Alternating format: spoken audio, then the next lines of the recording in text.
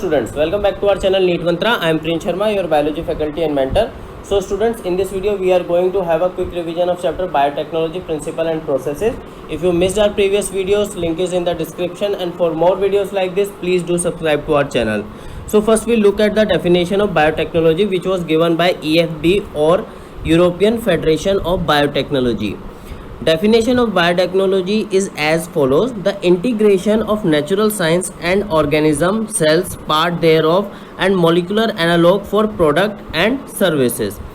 तो European federation of biotechnology ने जो डेफिनेशन दी है उसके अकॉर्डिंग जो नेचुरल साइंस की नॉलेज है और जो ऑर्गेनिज्म हम लोग डिस्कवर करते हैं या कोई सेल डिस्कवर करते हैं या सेल का कोई पार्ट या उससे मिलने वाला कोई मॉलिक्यूलर एनालॉग, उसको हम एज अ प्रोडक्ट यूज़ कर सकें और एज अ सर्विस दे सकें ह्यूमन पॉपुलेशन को। तो इसमें नेचुरल साइंस किस चीज़ को रेफ़र कर रहा है? नेचुरल साइंस उस नॉलेज को रेफ़र कर रहा है जो हमें हमारे एंसेस्टर्स से मिली है, जो हमने बेसिकली किसी साइंटिफिक नॉर्म से नहीं सीखा है। जैसे फॉर एग्जांपल आप लोगों ने जब नीट की प्रिपरेशन की, जब आप 12th क्लास में आए तब आपको पता चला, या ऑब्वियसली आपको 8, 9, 10th में पता चला होगा कि मिल्क से दही क्या है, लैक्टिक एसिड बैक्टीरिया बनाते हैं। पर ये चीज़ हम लोग बचपन से जानते हैं क्योंकि हमारे घरों में ये एक बहुत ही कॉमन प्रैक्टिस है कि जो हमारी मदर है या फादर हैं वो बेसिकली मिल्क को कन्वर्ट करते हैं कर्ड में, है ना, उसमें इनोक्यूलम डालते हैं और मिल्क क्या है ओवरनाइट कन्वर्ट हो जाता है कर्ड में। तो ऐसी जो नॉलेज है जो हमें ऑलरेडी हमारे पास है उसको बोला गया है नेचुरल साइंस। और जो हम लोग साइंटिफिक डिस्कवरीज कर रहे हैं, ऑर्गेनिजम्स को डिस्कवर कर रहे हैं या उनसे इकोनॉमिक इम्पोर्टेंस जो हमें मिलती है उसको डिस्कवर कर रहे हैं, उसकी इंटीग्रेशन को बना के क्या बनाया हमने, बायोटेक्नोलॉजी बनाया है। तो बायोटेक्नोलॉजी की शुरुआत होती है दो चीज़ों से। First one is genetic engineering and the second one is sterilised environment. Sterilised environment के हम लैब में क्या है कंटामिनेट फ्री एनवायरनमेंट क्या है क्रिएट कर पाए हैं। तो इन दो चीज़ों से बायोटेक्नोलॉजी की स्टार्ट होता है। So what is genetic engineering? It is the technique of altering the chemistry of genetic material, DNA and RNA, to introduce these into host organism and thus change the phenotype of the host organism. तो basically genetic engineering में हम लोग क्या कर रहे हैं, genetic materials के साथ छेड़छाड़ कर रहे हैं, DNA और RNA में क्या है चेंज कर रहे हैं। और ये जो DNA और RNA हम लोग क्या है किसी होस्ट ऑर्गेनिज्म में डालते हैं और इससे होस्ट ऑर्गेनिज्म का जो फिनोटाइप है उसमें चेंज आता है। Okay, in chromosome there is a specific DNA sequence called origin of replication which is responsible for initiating replication. तो ये एक इन्फॉर्मेशन है जो आपको याद रखनी है कि एक स्पेसिफिक DNA सीक्वेंस होता है जिसको ओरिजिन ऑफ रेप्लिकेशन बोलते हैं, और यही वो जगह है जहाँ से रेप्लिकेशन क्या होता है स्टार्ट होती है, और इसके बारे में हम आगे डिस्कस करेंगे। In genetic engineering, the foreign DNA is linked with the origin of replication, so the foreign DNA can replicate and multiply itself in the host organism, which is also known as cloning.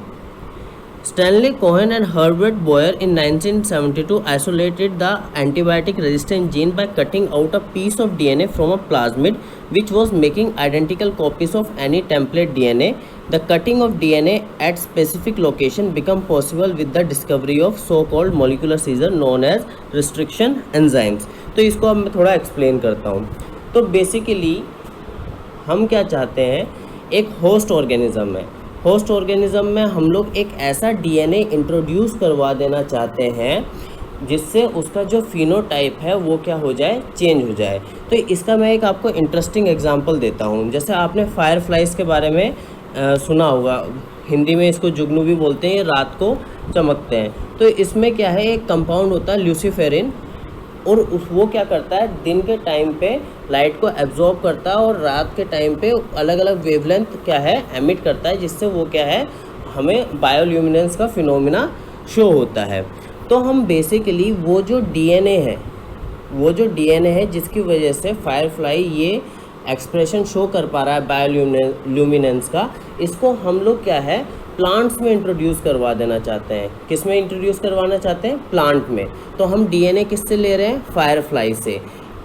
तो इस DNA को हम host organism, यहाँ पे host organism कौन है, plant, अगर ये डीएनए हमने किसी भी तरीके से, अब कौन से तरीके होते हैं वो हम आगे देखेंगे, किसी भी तरीके से प्लांट्स में इंट्रोड्यूस करवा दिया, प्लांट्स में ट्रांसक्रिप्शन होगा, ट्रांसलेशन होगा और वो भी बायोल्यूमिनेंस का फिनोमिना शो करने लग जाएंगे।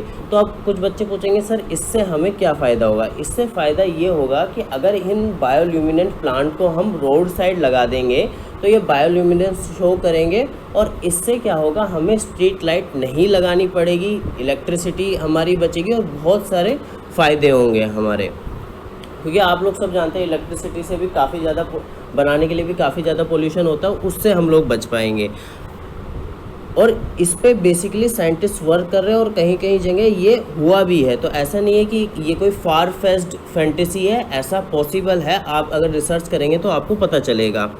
तो यहाँ पे थोड़ी सी हिस्ट्री के बारे में भी बात की गई है, जिसमें इन्होंने कहा है कि स्टैनले कोएंट और हर्बर्ट बॉयर ने 1972 में एंटीबायोटिक रेजिस्टेंट जीन क्या किया था, कट किया था प्लाज्मिड से with the help of enzyme known as restriction enzyme. So जो स्टेप्स इन्वॉल्व हैं किसी भी ऑर्गेनिज्म को जेनेटिकली मॉडिफाई करने के लिए, तो हमें क्या है, एक होस्ट ऑर्गेनिज्म है उसमें एक फॉरेन डीएनए इंट्रोड्यूस करवा के उसको जेनेटिकली मॉडिफाई करना है। तो सबसे पहले तो हमें वो डीएनए आइडेंटिफाई करना पड़ेगा जो आप होस्ट ऑर्गेनिज्म में इंट्रोड्यूस करवाना चाहते हो। जैसे कि मैंने आपको पहले एग्जांपल दिया, हम क्या है बायोल्यूमिनेंस वाला डीएनए प्लांट्स में इंट्रोड्यूस करवाना चाहते हैं। तो सबसे पहले आपको ये पता होना चाहिए कि आप कौन सा जीन होस्ट ऑर्गेनिज्म में इंट्रोड्यूस करवाना चाहते हैं। उसके बाद introduction of identified DNA in the host, तो जो आपने डीएनए आइडेंटिफाई किया वो आपको किस में इंट्रोड्यूस करवाना पड़ेगा, होस्ट में इंट्रोड्यूस करवाना पड़ेगा। और फिर उस डीएनए को होस्ट में आपको क्या करना पड़ेगा, मेंटेन करना पड़ेगा, ताकि वो जो डीएनए है वो उनकी प्रोजेनी में नॉर्मल इनहेरिटेंस से जा सके और आपको बार बार ये बायोटेक्नोलॉजी की हेल्प ना लेनी पड़े। क्या क्या टूल्स लगेंगे, कुछ भी काम करने के लिए आपको क्या है, टूल्स की रिक्वायरमेंट होती है। जैसे अगर आपको बायो पढ़ने है तो आपको एनसीईआरटी की रिक्वायरमेंट है, तो यहाँ पे हमें चाहिए restriction enzyme, polymerase enzyme, ligases, vector, host cell. तो इन सब का हम फंक्शन देखेंगे स्टेप बाय स्टेप। तो रिस्ट्रिक्शन एंजाइम किस लिए, enzymes are responsible for restricting the growth of bacteriophage in E coli was called as restriction endonuclease. तो जो रिस्ट्रिक्शन एंजाइम है ये नॉर्मली प्रोकैरियोट्स में पाए जाते हैं, जैसे कि ई कोलाई एक प्रोकैरियोट है और ये क्या करते हैं, जो बैक्टीरियोफेज है, बैक्टीरियोफेज एक वायरस है जो ई कोलाई को इन्फेक्ट करता है, उसकी ग्रोथ को रोकते हैं। ये नॉर्मली क्या है, प्रोकैरियोट्स में पाए जाते हैं। तो इन रिस्ट्रिक्शन एंजाइम को हम प्रोकैरियोट से आइसोलेट करते हैं। जो फर्स्ट रिस्ट्रिक्शन एंडोन्यूक्लियस हमने आइसोलेट किया था उसका नाम था HIND2 is always cut DNA molecule at a particular point by recognizing a specific sequence of 6 base pair called recognition sequence. Restriction enzyme belong to group enzyme called nuclease. तो जो सबसे पहला हमने रिस्ट्रिक्शन एंडोन्यूक्लियस आइसोलेट किया था उसका नाम था HIND2। और ये जो रिस्ट्रिक्शन एंडोन्यूक्लियस होते हैं, ये जो एंजाइम्स होते हैं वो डीएनए को एक स्पेसिफिक साइट पे कट करते हैं। जैसे in the case of HIND2 ये एक स्पेसिफिक सीक्वेंस होता है 6 बेस पेयर का, वहाँ पे कट करता है। और ये जो रिस्ट्रिक्शन एंजाइम है ये एक एंजाइम की कैटेगरी से आते हैं न्यूक्लियस। तो न्यूक्लियस में दो कैटेगरी होती है, एक्सोन्यूक्लियस एंड एंडोन्यूक्लियस।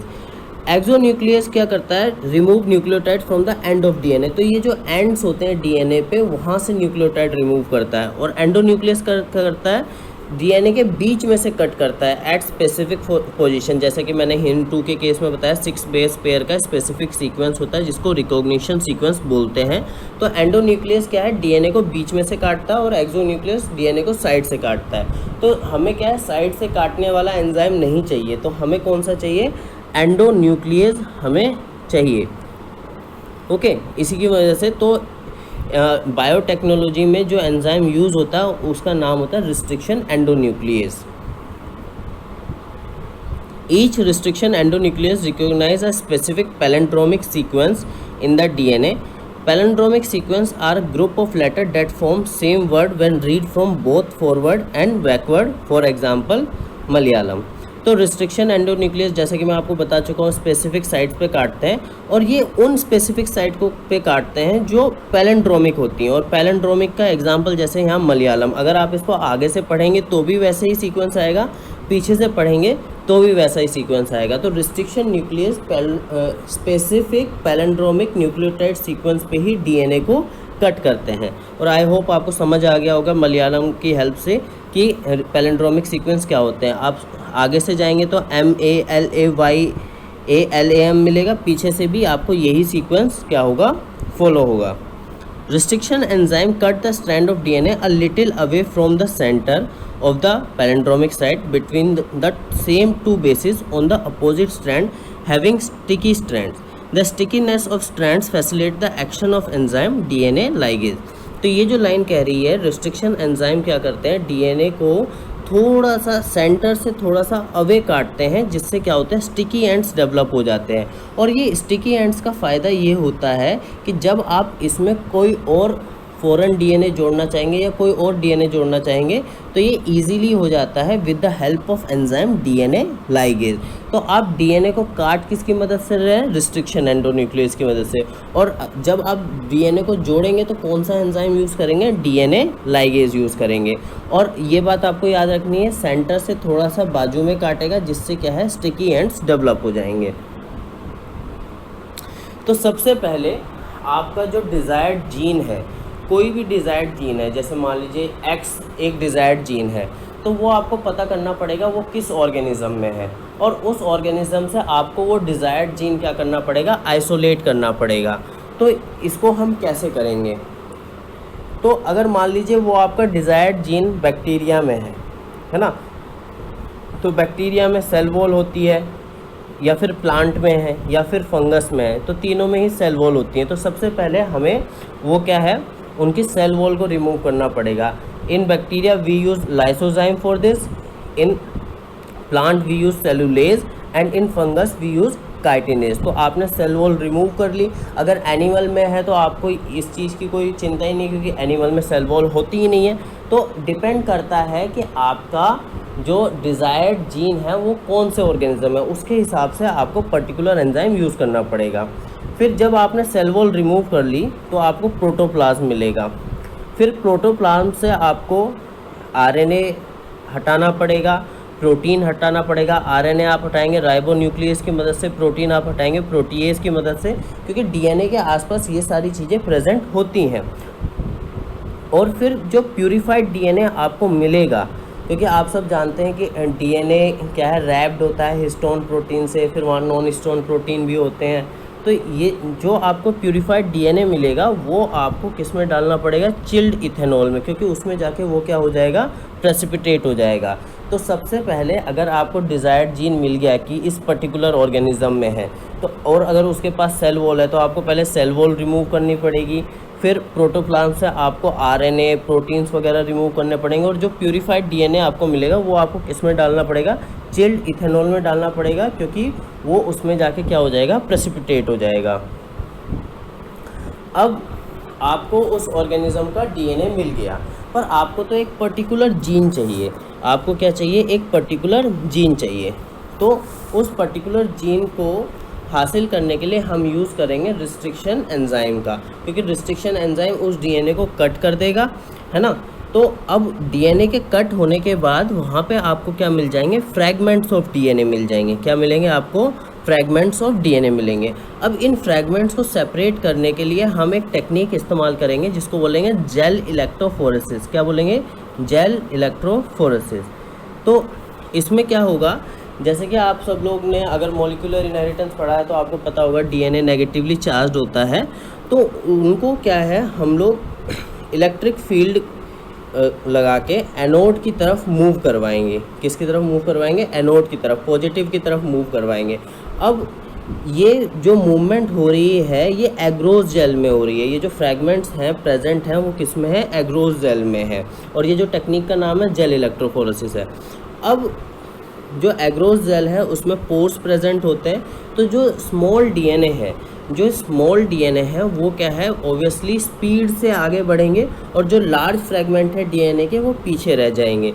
तो ये जो मूवमेंट होती है एग्रोस जेल में, स्मॉल डीएनए एनोड की तरफ तेज़ी से जाते हैं और लार्ज डीएनए धीरे धीरे जाते हैं, इसी को क्या बोला जाता है, सीविंग इफेक्ट बोला जाता है। क्या बोला जाता है, सीविंग इफेक्ट बोला जाता है। अब डीएनए फ्रेगमेंट सेपरेट हो गए हैं, तो हम क्या है उनको स्टेन करेंगे इथिडियम ब्रोमाइड से। किससे स्टेन करेंगे, इथिडियम ब्रोमाइड से, और उसके बाद उनके ऊपर एक्सपोजर करेंगे यूवी लाइट का। ठीक है। Separated bands of DNA are separated from agarose gel and extracted from gel called elution. तो अब ये जो फ्रेगमेंट्स हैं सब अलग अलग हो गए हैं, फिर आपने उनको देखने के लिए इथिडियम ब्रोमाइड से क्या किया, स्टेन किया और फिर यूवी रेडिएशन से एक्सपोज किया। अब आपको जो है आपका डिज़ायर्ड डीएनए दिख गया और आप उसको एग्रोस जेल से रिमूव कर रहे हैं, इसको क्या बोलते हैं, इल्यूटन बोलते हैं। The DNA fragment purified this way is used in recombination. तो इस चीज़ को मैं फिर से आपके लिए एक बार समराइज कर देता हूँ, फिर से आप ध्यान से सुनिए कि सबसे पहले आपको ये पता करना है कि आपका डिज़ायर्ड जीन किस ऑर्गेनिज्म में, बैक्टीरिया में है, प्लांट में है या फिर फंजाई में है। फिर आपको उनकी सेल वॉल रिमूव करनी पड़ेगी, आरएनए रिमूव करना पड़ेगा, प्रोटीन रिमूव करना पड़ेगा, और फिर जो प्यूरिफाइड डीएनए है उसको आपको चिल्ड इथेनॉल में डालना पड़ेगा जहाँ पे वो प्रेसिपिटेट हो जाएगा। फिर अब आपको पूरा डीएनए तो नहीं चाहिए, एक डिज़ायर्ड जीन चाहिए, तो उसके लिए हम उसकी कटिंग करेंगे रिस्ट्रिक्शन एंडोन्यूक्लियस से। आप और वो रिस्ट्रिक्शन एंडोन्यूक्लियस कहाँ कट करेगा, पैलिंड्रोमिक साइट पे। इससे क्या होगा, जो डीएनए है वो क्या है फ्रैगमेंट्स में टूट जाएगा, और उन फ्रैगमेंट्स को अलग करने के लिए हम एक टेक्निक यूज़ करेंगे, जेल इलेक्ट्रोफोरेसिस। कौन सी टेक्निक यूज़ करेंगे बच्चों, जेल इलेक्ट्रोफोरेसिस। और इसमें क्या है, एग्रोस जेल होती है और एक साइड पे एनोड लगा होता है। डीएनए नेगेटिवली चार्ज होता है, एनोड पॉजिटिवली चार्ज होता है। तो नेगेटिवली चार्ज डीएनए क्या है, मूव करेगा एनोड की तरफ। अब जो स्मॉलर फ्रैगमेंट्स हैं वो स्पीड से जाएंगे और लार्जर सेगमेंट्स क्या है बहुत स्लोली जाएंगे, और इसी इफेक्ट को क्या बोलते हैं, सीविंग इफेक्ट बोलते हैं। जब ये फ्रैगमेंट्स अलग अलग हो गए तो हम इनको स्टेन करते हैं इथिडियम ब्रोमाइड से और एक्सपोज करते हैं यूवी रेडिएशन से, ये यूवी लाइट से। देन अब जो आपको डिज़ायर्ड डीएनए दिखने लग जाएगा आपको कि ये हमारा डिज़ायर्ड डीएनए है, इसको हम क्या करेंगे, निकालेंगे एग्रोस जेल से और इसको बोलेंगे इल्यूटन। और ये जो डिज़ायर्ड जीन है, अब हम इससे आगे की जो कार्रवाई है, जो स्टेप्स है, जो प्रक्रिया है वो स्टार्ट करेंगे। अब हम बनाएंगे क्लोनिंग वेक्टर। तो देखिए, हमें डिज़ायर्ड डीएनए मिल गया, हमें पता है इस होस्ट ऑर्गेनिज्म में डालना है। तो अब डिज़ायर्ड डीएनए को हम लोगों को होस्ट ऑर्गेनिज्म में ट्रांसफ़र करना है, तो डायरेक्टली डीएनए तो जाएगा नहीं, क्योंकि अगर हम डायरेक्टली डीएनए डाल देंगे होस्ट ऑर्गेनिज्म में तो होस्ट ऑर्गेनिज्म इसको फॉरेन पार्टिकल समझ के डिस्ट्रॉय कर देगा। तो अब हमें बड़ी चालाकी से ये जो डिज़ायर्ड जीन है इसको होस्ट ऑर्गेनिज्म में पहुंचाना है, और उसके लिए हम एक वेक्टर को इस्तेमाल करेंगे जिसको हम बोलेंगे क्लोनिंग वेक्टर। और वेक्टर के इस्तेमाल के लिए सबसे ज़्यादा और सबसे शुरुआत से बायोटेक्नोलॉजी में जो इस्तेमाल होते हैं वो है प्लाज्मिड एंड बैक्टीरियोफेज वेक्टर्स। अगर आप समझें, फॉर एग्जांपल लें आप मॉस्किटो का, तो मॉस्किटो क्या है, एक वेक्टर है, वो क्या ट्रांसफ़र करता है ह्यूमंस में, प्लाज्मोडियम। तो वैसे ही जो डिज़ायर्ड जीन है वो ट्रांसफ़र होगा होस्ट ऑर्गेनिज्म में with the help of vector. और वेक्टर कौन से हैं, प्लाज्मिड और बैक्टीरियोफेज। अब इन्हीं को क्यों चुना, क्वेश्चन है कि प्लाज्मिड और बैक्टीरियोफेज को ही वेक्टर के फॉर्म में क्यों चुना, क्योंकि they have ability to replicate with bacterial cell independent of control of chromosomal DNA. तो ये क्या होता है, इनके पास एबिलिटी होती है कि ये इंडिपेंडेंटली रेप्लिकेट कर सकते हैं और अपना जो फिनोटाइप है एक्सप्रेस कर सकते हैं। इनको क्रोमोसोमल डीएनए से कोई ज़रूरत नहीं होती उसके कि वो रेप्लिकेट करेगा तभी हम लोग रेप्लिकेट करेंगे, ये इंडिपेंडेंट ऑफ क्रोमोसोमल डीएनए होता है। तो किसी भी वेक्टर में क्या खास बात होनी चाहिए, सबसे पहले ओरिजिन ऑफ रेप्लिकेशन साइट होना चाहिए, क्योंकि अगर ये साइट नहीं होगा तो डिज़ायर्ड जीन कैसे रेप्लिकेट करेगा। उसके बाद सेलेक्टेबल मार्कर होना चाहिए, सेलेक्टेबल मार्कर जैसे ampicillin resistant gene, tetracycline resistant gene, जिससे जो रिकॉम्बिनेंट सिलेक्शन ऑफ रिकॉम्बिनेंट हम लोग क्या करेंगे, होस्ट सेल में डिस्कस करेंगे। इस पॉइंट को हम एक और बार डिस्कस करेंगे, तो अभी शायद आपको ये कम समझ आ रहा होगा, आगे आपको समझ आ जाएगा। और जो तीसरी चीज़ है जो वेक्टर में होनी चाहिए वो है cloning restriction site which where restriction enzyme can cut. और इसमें भी क्या होना चाहिए, ऐसी पैलेंड्रोमिक सीक्वेंस प्रेजेंट होना चाहिए जो रिस्ट्रिक्शन एंजाइम जिसको काट सके। अगर नहीं काट पाएगा तो हम डिज़ायर्ड जीएनए उसमें कैसे ऐड करेंगे। तो बेसिकली हमारे पास डिज़ायर्ड जीएनए कटा हुआ रखा है, हमें वो किसके साथ चिपकाना है, वेक्टर्स के साथ चिपकाना है। तो वेक्टर के साथ वो तभी चिपक पाएगा जब उसमें भी क्या होगा, सेम पैलेंड्रोमिक सीक्वेंस प्रेजेंट होगा और रिस्ट्रिक्शन एंजाइम उसको काट पाएगा। ठीक है, नेक्स्ट हम देखते हैं passenger DNA. It is the desired gene DNA which is transferred from one two another organism by combining it with vector DNA. तो पैसेंजर डीएनए या फिर जो अभी तक मैं बोल रहा था डिजायर्ड डीएनए, ये वो डीएनए होता है, डिजायर्ड जीन होता है जो हम एक ऑर्गेनिज्म से दूसरे ऑर्गेनिज्म में डालते हैं with the help of vector.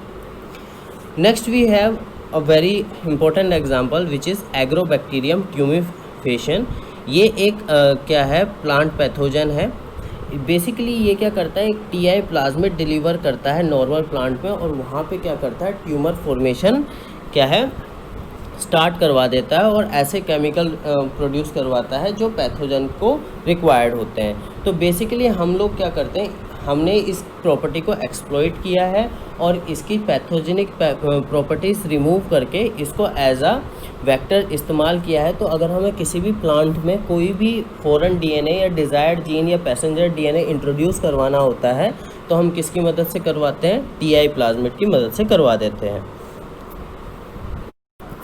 तो नेक्स्ट एक टेक्निक है which is known as PCR polymerase chain reaction.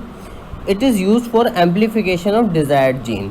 तो एक एग्जाम्पल लीजिए कि आपने जो डिज़ायर्ड जीन है वो क्या है, रिमूव कर लिया बहुत सारी मेहनत करके, पर उसका अमाउंट क्या है, बहुत कम है, पर आपको बहुत ज़्यादा क्वांटिटी में एक्सपेरिमेंट परफॉर्म करना है। तो अब अगर आप बार बार किसी भी ऑर्गेनिज्म से डिज़ायर्ड जीन क्या है रिमूव करते रहेंगे तो ये एक बहुत ही एक्सपेंसिव प्रोसेस हो जाएगा, बहुत ही टीडियस प्रोसेस हो जाएगा। तो हम क्या करते हैं, उस डिज़ायर्ड जीन को ही क्या करते हैं, एम्पलीफाई करते हैं, उसका नंबर क्या करते हैं, इंक्रीज़ करते हैं। और इसको इन्वेंट किया था कैरी म्यूलिस ने। In PCR multiple copies of the gene is synthesize in vitro using 2 set of primer and enzymes DNA polymerase. और यहाँ पे जो डीएनए पॉलीमरेज एंजाइम यूज़ होता है वो एक स्पेशल टाइप का डीएनए पॉलीमरेज एंजाइम होता है जिसको बोलते हैं टैग पॉलीमरेज, जो कि एक थर्मोस्टेबल डीएनए पॉलीमरेज है। क्योंकि पीसीआर टेक्निक में जो टेम्परेचर होता है वो बहुत ज़्यादा हाई होता है और नॉर्मल डीएनए पॉलीमरेज इतने हाई टेम्परेचर पे डीनेचर हो जाता है और वर्क नहीं कर पाता है। पर एक बैक्टीरिया है थर्मस एक्वेटिकस, उससे हमने टैग पॉलीमरेज ऑब्टेन किया है जो हाई टेम्परेचर पे भी फंक्शन कर पाता है। पीसीआर टेक्नोलॉजी में 3 स्टेप होते हैं, denaturation, annealing and extension. So denaturation step में क्या होता है, जैसे कि डीएनए रेप्लिकेशन में हम दोनों डीएनए को अलग करते हैं, वैसे ही डीनेचुरेशन में जो डिज़ायर्ड जीन के दोनों स्ट्रैंड्स हैं उनको हम अलग करते हैं। एनिलिंग जो प्रोसेस है इसमें हम क्या है, प्राइमर बाइंड करते हैं दोनों स्ट्रैंड से और पॉलीमराइजेशन इनिशिएट करते हैं। और एक्सटेंशन में क्या है, जो डिज़ायर्ड जीन के स्ट्रैंड्स हैं उनको एज अ टेम्पलेट यूज़ करते हुए नए स्ट्रैंड्स बनाते हैं। और एनसीईआरटी में मेंशन्ड है कि आप अगर 30 साइकिल्स पीसीआर चलाएंगे तो millions of new desired gene बना सकते हैं। तो ये एक बहुत ही इफ़ेक्टिव टेक्निक है जिसमें हम कम टाइम में डिज़ायर्ड जीन का नंबर इंक्रीज़ कर सकते हैं ताकि हम मैक्सिमम अमाउंट ऑफ एक्सपेरिमेंट कर सकें। अब हम देखते हैं फॉर्मेशन ऑफ रिकॉम्बिनेंट डीएनए और आरडीएनए। इसके लिए हमारे पास 2 चीज़ें होनी चाहिए, एक तो डिज़ायर्ड जीन और दूसरा सुटेबल वेक्टर। हम दोनों की बात कर चुके हैं कि डिज़ायर्ड जीन हम कैसे ऑब्टेन करेंगे किसी भी ऑर्गेनिज्म से और सुटेबल वेक्टर कौन से होते हैं। और दोनों को ही हम सेम रिस्ट्रिक्शन एंजाइम से कट करेंगे, क्योंकि अगर सेम एंजाइम से कट नहीं करेंगे तो जो उनके स्टिकी एंड्स होंगे वो डिफरेंट होंगे। अगर हम सेम एंजाइम से कट करेंगे तो दोनों के स्टिकी एंड सिमिलर होंगे और इजीली हम लोग उनको बाद में कनेक्ट कर पाएंगे, क्योंकि वो एक दूसरे के कॉम्प्लीमेंट्री होंगे। फिर दोनों एंजाइम्स को ये जो डिज़ायर्ड जीन है और सुटेबल वेक्टर है, इनको हम क्या कर देंगे, जोड़ देंगे with the help of enzyme DNA ligase. During this process any one of the gene of vector may get inactivated due to insertion of desired gene. तो बेसिकली अगर आपने PVR 322 देखा है तो उसमें 2 साइट्स होती हैं, एक होती है एम्पिसिलिन रेजिस्टेंट जीन की साइट और एक होती है टेट्रासाइक्लिन रेजिस्टेंट जीन की साइट। तो आप ऐसा समझिए कि जो ये प्लाज्मिड है, अगर हम लोग क्या है टेट्रासाइक्लिन की जगह इंट्रोड्यूस कर रहे हैं, तो जो टेट्रासाइक्लिन का एक्सप्रेशन था डिज़ायर्ड जीन के इंट्रोडक्शन से पहले वो ख़त्म हो जाएगा, क्योंकि वहाँ पे हम DNA कट करके डिज़ायर्ड जीन लगा देंगे। तो अब जो नॉर्मल जीन टेट्रासाइक्लिन का एक्सप्रेशन दे रहा था वो अब नहीं रहा, तो अब जो टेट्रासाइक्लिन का फिनोटाइप था या प्रोटीन था वो नहीं बन रहा है। इसी को क्या बोला गया है, इंजर्शनल इनएक्टिवेशन बोला गया है। कि आप क्या है डिज़ायर्ड जीन इंट्रोड्यूस करते हैं किसी भी वेक्टर में, तो जो नॉर्मली जहाँ पे जिस जगह पे इंट्रोड्यूस करते हैं वेक्टर में, नॉर्मली वहाँ जो जीन एक्सप्रेशन दे रहा था वो अब नहीं दे पाएगा। अब आपने क्या किया, वेक्टर में डिज़ायर्ड जीन जोड़ के रिकॉम्बिनेंट DNA बना लिया, ठीक है। अब इसको हमें इंट्रोड्यूस करना होस्ट सेल में, ठीक है। तो सबसे पहले एक बार रिकैप कर लेते हैं बच्चों। सबसे पहले हमने क्या किया, डिज़ायर्ड जीन तलाश किया कि ये किस ऑर्गेनिज्म में, फिर उस ऑर्गेनिज्म से डिज़ायर्ड जीन निकाला, ठीक है। उसके बाद हमने वेक्टर्स देखा कि कौन से वेक्टर से इसको हम सुटेबल होस्ट में ट्रांसफ़र कर सकते हैं, और फिर वेक्टर और डिज़ायर्ड जीन को काटने के लिए हमने सेम रिस्ट्रिक्शन एंजाइम का यूज़ किया, क्योंकि दोनों जगह कॉम्प्लीमेंट्री एंड्स बनेंगे। और फिर इनको हमने जोड़ दिया और क्या बनाया, रिकॉम्बिनेंट DNA। तो रिकॉम्बिनेंट DNA में क्या है, वेक्टर है और डिज़ायर्ड जीन प्रेजेंट है। अब मान लीजिए ये हमें जो वेक्टर है एक बैक्टीरिया होस्ट सेल में इंट्रोड्यूस करना है। जो हमने रिकॉम्बिनेंट DNA बनाया है वो हमें क्या करना है, एक बैक्टीरियल होस्ट सेल है उस पर इंट्रोड्यूस करना है। तो अब ये जो बैक्टीरियल सेल है ये इस रिकॉम्बिनेंट DNA को अपने अंदर ले ले, अपने जो स्ट्रक्चर है सेल का उसके अंदर ले ले। तो हम क्या करते हैं, इस बैक्टीरिया को कहाँ रखते हैं, डाइवेलेंट कैटायन जैसे कैल्शियम के मीडियम में रखते हैं। उससे क्या होता है, इस जो बैक्टीरिया की सेल वॉल है, जो होस्ट बैक्टीरियल सेल है उसकी सेल वॉल में पोर्स हो जाते हैं, और उसके थ्रू क्या होता है, ये जो रिकॉम्बिनेंट DNA है बैक्टीरिया में एंटर कर जाता है। एक और तरीका है, हम लोग रिकॉम्बिनेंट DNA को फोर्स एंट्री कर सकते हैं। उसमें हम लोग क्या करते हैं कि जो सेल है बैक्टीरियल होस्ट सेल है और रिकॉम्बिनेंट DNA इनको साथ में आइस के ऊपर रख देते हैं, और फिर इसको शॉक ट्रीटमेंट भी बोलते हैं। एकदम से क्या है 42 डिग्री सेल्सियस क्या है हीट में रखते हैं और फिर वापस से आइस में रखते हैं। तो इससे क्या है फोर्स एंट्री हो जाती है रिकॉम्बिनेंट DNA की बैक्टीरियल सेल के अंदर। तो अब देखिए, जो मैंने आपको वहाँ पे दूसरा पॉइंट बताया था कि किसी भी वेक्टर में क्या होना चाहिए, एक सेलेक्टेबल मार्कर होना चाहिए। और सेलेक्टेबल मार्कर क्या हो सकता है, एम्फिसिलिन रेजिस्टेंट जीन या फिर टेट्रासाइक्लिन रेजिस्टेंट जीन। तो यहाँ पे देखिए, इसको फॉलो करिए आप कि जो rDNA है उसमें क्या है, एम्फिसिलिन रेजिस्टेंट जीन है, ये हमारा सेलेक्टेबल मार्कर है। नॉर्मली जो ई कोलाई है, ई कोलाई हमारा बैक्टीरियल होस्ट सेल है, ई कोलाई हमारा बैक्टीरियल होस्ट सेल है, उसमें एम्फिसिलिन रेजिस्टेंट जीन नहीं होता है। पर हम रिकॉम्बिनेंट DNA किन दो चीज़ों का बना हुआ है, डिज़ायर्ड जीन और वेक्टर का, और उसमें कौन सा सेलेक्टेबल मार्कर है, एम्फिसिलिन। अब ये हम लोग ट्रांसफ़र करते हैं होस्ट सेल में। होस्ट सेल क्या है आपका, ई कोलाई। और जब ये रिकॉम्बिनेंट DNA ई कोलाई में इंसर्ट कर जाएगा, तो जो ट्रांसफॉर्म्ड ई कोलाई होती है, ट्रांसफॉर्म्ड ई कोलाई मतलब जिसमें ये rDNA आ चुका है, अब वो किसके रेजिस्टेंट हो जाएगी, एम्फिसिलिन के। तो अब हम क्या करेंगे, मान लीजिए हमारे पास 100 बैक्टीरियल होस्ट सेल थे, उनमें हमने rDNA डालने की कोशिश की। अब हमें कैसे पता चलेगा कि रिकॉम्बिनेंट DNA ई कोलाई में चला गया है या नहीं चला गया है? तो हम लोग इसको ऐसे पता कर सकते हैं कि जिन भी ई कोलाई में रिकॉम्बिनेंट DNA चला गया है वो अब एम्फिसिलिन के रेजिस्टेंट हैं, अब उनको एम्फिसिलिन से कोई खतरा नहीं है। तो हम वो जो 100 हमने नंबर लिया था उसमें उनको हम डाल देते हैं एम्फिसिलिन मीडियम में। अब मान लीजिए 70 जो ई कोलाई हैं उनमें RDNA चला गया है, तो वो जो 70 ई कोलाई हैं वो सर्वाइव कर जाएंगी, और जो ट्रांसफॉर्म नहीं हुई है वो 30 क्या हो जाएंगी, डेड हो जाएंगे। और इस तरीके से एम्फिसिलिन रेजिस्टेंट जीन एक सेलेक्टेबल मार्कर के फॉर्म में काम करता है।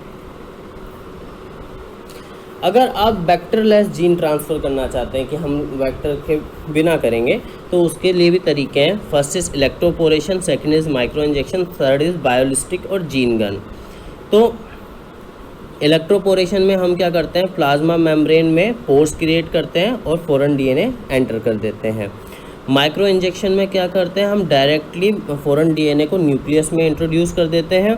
और बायोलिस्टिक गन में हम लोग क्या करते हैं, high velocity micro particle of gold और टंगस्टन में जो DNA कोटेड होते हैं उनको क्या है, सुटेबल प्लांट सेल में डाल देते हैं। तो ये वेक्टरलेस जीन ट्रांसफ़र है।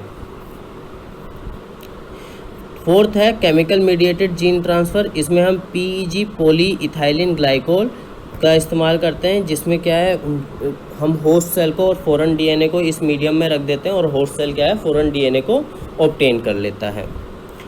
अब हमने इतनी मेहनत की, डिज़ायर्ड जीन निकाला पहले तो ऑर्गेनिज्म से, फिर उसको वेक्टर के साथ जोड़ा और फिर वेक्टर को होस्ट सेल में डाला। अब ये सब हमने इसलिए किया ताकि हमें प्रोडक्ट मिल सके, है ना। आप जो इतनी पढ़ाई कर रहे हैं वो इसलिए ही कर रहे हैं ताकि आपको रिजल्ट मिल सके। तो अब बारी है रिजल्ट की। In almost all recombinant technology, the ultimate aim is to produce a desirable protein, मतलब आपको प्रोडक्ट मिलना चाहिए। This is done by multiplying the recombinant cell in a continuous culture system where the used medium is drained out from one side and fresh medium is added from other side to maintain the cell in their physiological active log और exponential phase। तो अब जब आपने ये genetic modified organism बनाया, कैसे बनाया, desired gene लिया, उसको वेक्टर में जोड़ा और वेक्टर को किस में इंट्रोड्यूस करवा दिया, होस्ट में करवा दिया। अब जो ये जेनेटिकली मॉडिफाइड ऑर्गेनिज्म है, इसको हम एक ऐसे मीडियम में रखते हैं जहाँ पे हम सब चीज़ों का ध्यान रखते हैं, सारे जो न्यूट्रिएंट्स हैं इसको प्रोवाइड करवाते हैं ताकि ये अपने एक्सपोनेंशियल फेज़ में रहे और क्या है, ज़्यादा से ज़्यादा अमाउंट में हमें डिज़ायर्ड प्रोटीन बना के दे। और ऐसे जो ये हम बड़े बड़े कंटेनर्स पे बनाते हैं उनको हम बायोरिएक्टर्स बोलते हैं, जिनकी कैपेसिटी 100 से 1000 लीटर होती है। और जब इससे हम क्या है, धीरे धीरे डिज़ायर्ड जो प्रोडक्ट है उसको सेपरेट करते रहते हैं और जो यूज़ न्यूट्रिएंट मीडियम है उसको ड्रेन करके अलग निकालते रहते हैं और नया जो मीडियम है वो डालते रहते हैं। और ये सब कंट्रोल होता है, pH कंट्रोल होता है, टेम्परेचर कंट्रोल होता है, सब क्या है हम लोग कंट्रोल करके रखते हैं ताकि एक्सपोनेंशियल फेज़ बन सके। अब ये जो आपको डिज़ायर्ड प्रोडक्ट बना है, इसकी अगर मान लीजिए ये आपने कोई वैक्सीन बनाई है तो फिर आप इसकी टेस्टिंग करेंगे, हेल्थ ऑर्गेनाइजेशन से इसका परमिट लेंगे, ये सारी चीज़ें करेंगे, इसकी ब्रांडिंग करेंगे, इसको मार्केट में अवेलेबल करवाएंगे। तो ये जो सारी चीज़ें हैं ये किस में आती है, डाउनस्ट्रीम प्रोसेस में आती है। मार्केटिंग, परमिशन लेना, ठीक है, इसकी टेस्टिंग करना, ये सब किस में आता है, डाउनस्ट्रीम प्रोसेसिंग में आता है। So this is the video guys, I hope आपको ये समझ आया होगा। तो अगर आपको ये वीडियो अच्छी लगी तो प्लीज़ इसको शेयर करें और हमारे चैनल को लाइक करें, सब्सक्राइब करें। Thank you very much.